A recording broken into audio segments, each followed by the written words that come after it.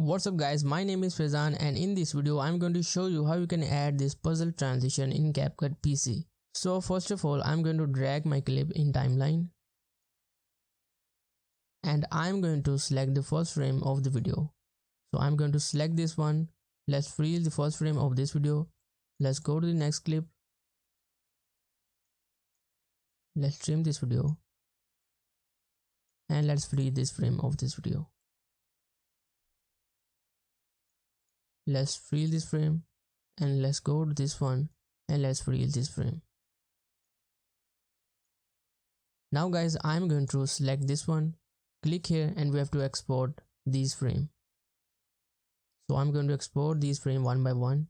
Now open this photo remover website and click on this background remover and you can drag those images on this website. Now here we go. Now I'm going to download this image and now we can upload other images and we can remove their background. Now we have to drag those cutout in CapCut. Now guys, I'm going to delete this frame and I'm going to add this clip from the starting point.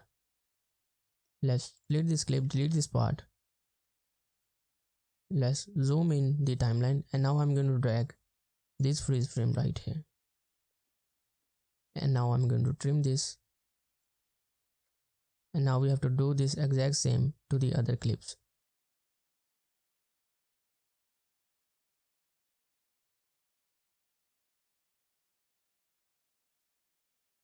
And now we are done. Now guys, we have to animate these freeze frames. So select this frame, go to the animation and I'm going to add an in animation to this clip.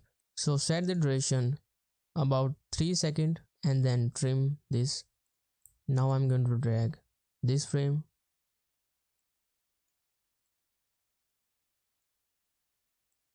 and for this one I just play this right here. So let's add an animation to this clip.